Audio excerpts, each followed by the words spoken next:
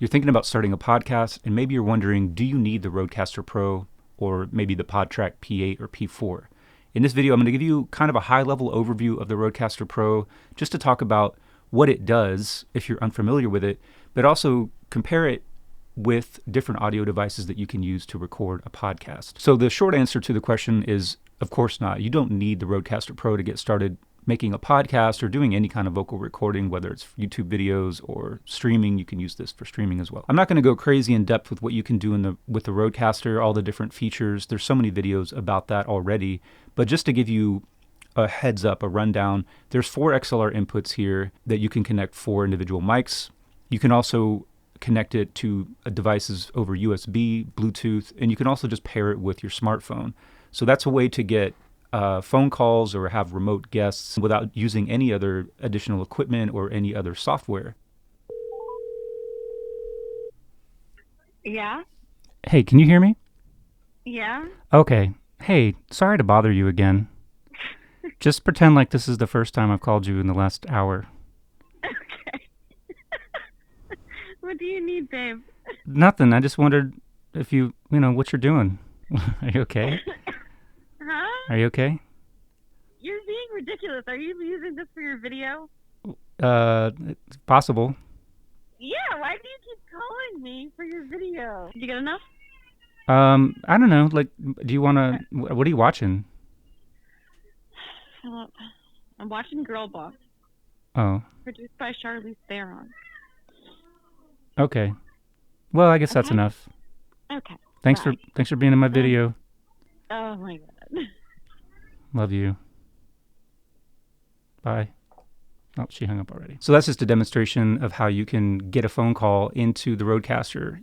I paired my phone over Bluetooth, but you can actually use a TRS cable and plug it directly into the Rodecaster. You'll probably get a higher quality recording with the hard connection as opposed to Bluetooth. If you wanted to do something like that with the other things that we're going to be talking about in this video, like a field recorder or a USB audio interface, you would have to record that phone call some other way. You could easily have like a Skype call or FaceTime or maybe a Zoom conference and record those. I don't know if all those have built-in recording features, but if they don't, maybe you could use something like OBS where you could just, screen cap or record what's on your screen, get both the audio and the video that way. You also have these 8 pads which can play pre-recorded sound effects, or you could record a full interview. I don't remember the exact file size that you can actually record into the device, but I'm sure I'll put that on the screen somewhere.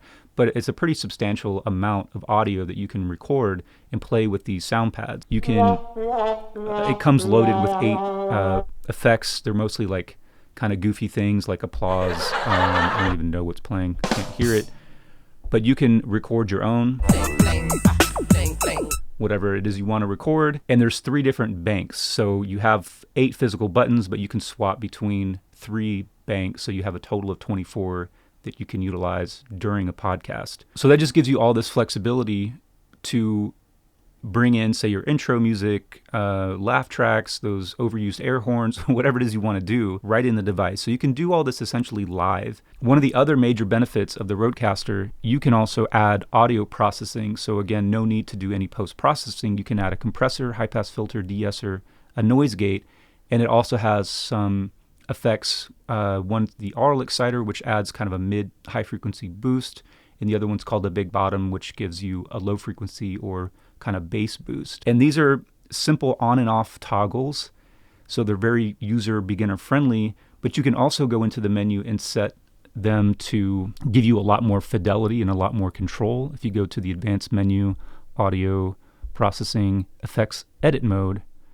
So now when you go back into your microphone, you have the ability to really dial in those effects just like you would in a digital audio workstation or with any audio plugins that you might be familiar with. In software, you can do that here as well. So you can either do it the simple way with a simple on-off, or you can do it the more fine-tuned way if you're knowledgeable about that, or if you want to spend the time playing with it. Go back to the normal mode because I'm definitely a beginner. So I'm just going to turn on those effects so you can hear the difference. So starting with the, oh, well, there we go. Everything is on: the compressor, the high-pass filter, the de-esser. I don't use the noise gate because I don't have a lot of noise going on right now, so there's really no need for it. but that's theirs too. And now I'm going to go ahead and turn on the aural exciter so you can hear what that does. It might work for this microphone, it might not. It might work for this, my voice, might not. I'll just kind of leave that up to you. I don't usually use that. And then I'll go ahead and turn on the big bottom. I probably don't need that, but depending on your voice, your mic, the environment you're recording, you can use that. So you can hear how it sounds. It also adds quite a bit of volume to the recording. So that's another way to, lift the levels. I can maybe turn that down a little bit. You can record your podcast directly to the unit. So this takes a macro SD card. The Zoom pod tracks take a full-size SD card, and you can record a stereo file. So if you were happy with how everything sounded live while you're recording, you're pretty much good to go with that stereo file. Then you can upload that to whatever podcast host you use. Or you can record a multitrack file where it's going to take each individual track, however many ones you're recording to, and then you can take that to a digital audio workstation and mix and edit the podcast to your heart's content. So now I'm going to switch over to the Evo 4. So now we're recording through the Evo 4, and this is a USB audio interface. So compare this to something like the Focusrite Scarlett, the Motu M2, Behringer. There's dozens, if not hundreds, of USB audio interfaces. This has 2 XLR inputs, but you could buy ones with 4 or more XLR inputs if you wanted to. So the difference between this and the Rodecaster is this is not a standalone unit. It doesn't record directly into the device. This basically just takes your analog input, your analog signal, converts it to digital, and then feeds it into a piece of software.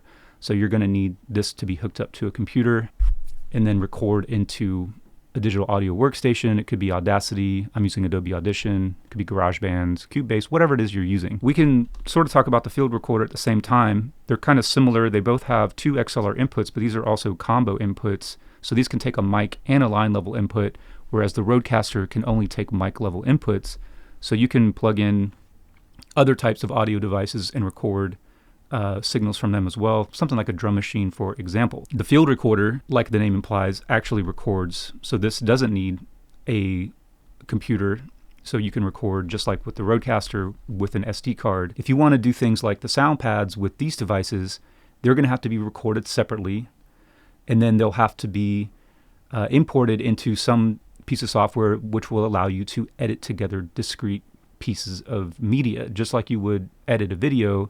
You could even use a video editor if that's what you're comfortable with, or you would use a digital audio workstation, something that you could layer all of those different sources and then cut them together, place them where you want to, adjust the levels. So that's just all those different steps that you're going to have to undertake that you can actually do right on the Rodecaster live as you're recording. Another thing to mention that I forgot to mention earlier, with these field recorders and the USB audio interface, they of course do not have built-in effects processing like the Rodecaster does. So the EQ kind of things that you can do in the Rodecaster will have to be done in software and post-processing after you finish the recording. Now I'm going to plug into the Tascam just so you can hear the differences. If there is a big difference in audio, I don't really think there's going to be, but also just to prove to you that you don't need something like this in order to get a really good quality recording.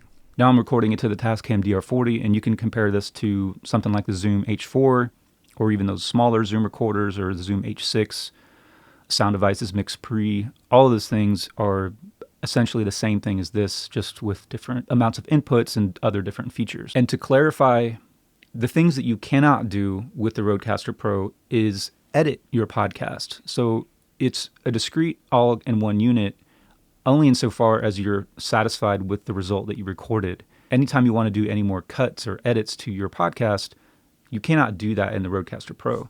You also can't upload the podcast from the Rodecaster Pro. It's going to need to be connected to a computer, or you can just take the SD card out, connect it to your computer, and upload from there. For me, I would never record an entire podcast and then just upload it without doing any editing.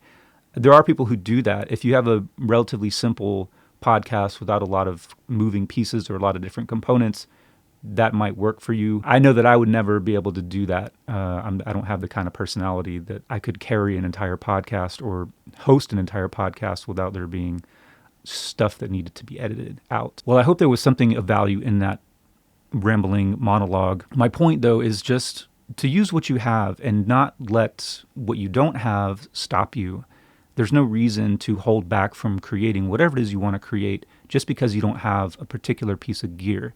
You can absolutely do something fantastic with what you might already have, or with something that's a lot less expensive than a Rodecaster, for instance. If you have any questions, comments, concerns, leave them in the comments. If you need any suggestions about what gear to buy, I'm always open to helping people out within reason. And as always, I just appreciate you watching the video, and maybe I'll see you in another one. If you want to see more videos about audio recording, microphone comparisons, maybe check out the playlist, which is floating somewhere around me.